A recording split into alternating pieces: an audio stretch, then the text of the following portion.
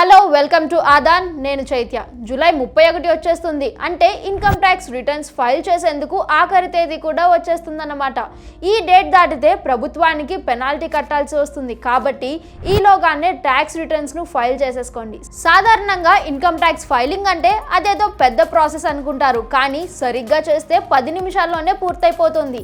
మేము చెప్పే ఈ సింపుల్ స్టెప్స్ ఫాలో అవ్వండి. అవసరమైన డాక్యుమెంట్స్ ను మీ దగ్గర ఉంచుకోండి. అంతే, ఇక కొన్ని నిమిషాల్లోనే ఈ ప్రక్రియ పూర్తయిపోతుంది. ప్రతి ఫైనాన్షియల్ ఇయర్ లో మీ ఆదాయపు పన్ను చట్టాలకు అనుగుణంగా పన్ను విధించబడుతుంది. కాబట్టి ఆ ఫైనాన్షియల్ ఇయర్ కు సంబంధించిన ఐటీ రిటర్న్స్ ను ఖచ్చితంగా ఫైల్ చేయాలి. అందులో ఆదాయ వివరాలు, ఏమైనా డిడక్షన్స్ ఉన్నాయా, ఆస్తులు ఏమైనా ఉంటే అవి ఏంటి వివరాలను సరైన డాక్యుమెంట్స్ లో పొందుపరచాల్సి ఉంటుంది.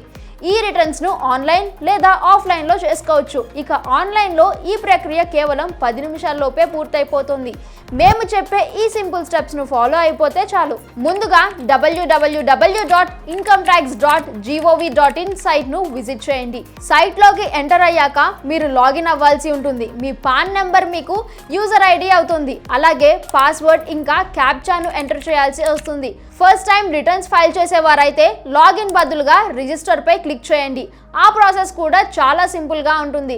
జస్ట్ మీ వివరాలు ఇవ్వాలి, అంతే. లాగిన్ అయ్యాక ఈ ఫైల్ ట్యాబ్ పై క్లిక్ చేయండి. అక్కడ income tax returns file income tax returns tab కనిపిస్తుంది. అందులోకి వెళ్ళండి.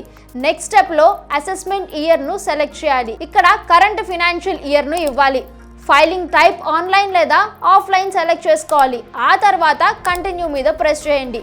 ఇక్కడ స్టార్ట్ న్యూ ఫైలింగ్ మీద క్లిక్ చేయాలి. దాని తర్వాత ఇండివిజువల్, HUF అండ్ అదర్స్ కనిపిస్తుంది. ఇందులో ఇండివిజువల్ ను సెలెక్ట్ చేసుకోవాలి. ఆ తర్వాత ITR టైప్ ను సెలెక్ట్ చేసుకోవాలి. ఇక్కడ ITR 1 ను సెలెక్ట్ చేశాక ప్రాసెస్ ను చూద్దాం. మీరు సాలరీడ్ ఎంప్లాయీ అయి ఉండి ఒక్క సొంత ఇల్లు మాత్రమే ఉంటే మీరు ఈ కేటగిరీలోకి వస్తారు. ఆ తరువాత కీలకమైన స్టెప్ ఇది. ట్యాక్స్ కంప్యూటేషన్ సమ్మరీ కింద ఏమైనా డ్యూస్ లేక రీఫండ్స్ ఉంటే చెక్ చేసుకోండి. ఇక్కడ వివరాలు సరిగ్గా చెక్ చేసుకోవాలి. దీని తర్వాత ప్రొసీడ్ టు వ్యాలిడేషన్ కొట్టి ఏమైనా ఎర్రర్స్ ఉంటే సరి చూసుకోవాలి. ఇక వెరిఫికేషన్ స్టేజ్కు వచ్చేసాం. ఇక్కడ ఈ వెరిఫైతో పాటు మరో 2 ఆప్షన్స్ కనిపిస్తాయి. మనం ఇప్పుడు ITR ఫైలింగ్ లో లాస్ట్ స్టెప్ కు వచ్చేసాం. ఈ స్టెప్ లో OTP జనరేట్ చేయాల్సి ఉంటుంది. దీనికి రకరకాల ఆప్షన్స్ కూడా ఉంటాయి. ఇక లాస్ట్ స్టెప్ వెరిఫికేషన్ పూర్తయ్యాక ప్రివ్యూ అండ్ సబ్మిట్ కొట్టాలి. ఇదంతా అయ్యాక మీకు ఈమెయిల్ అక్నాలెడ్జ్మెంట్ కూడా వస్తుంది.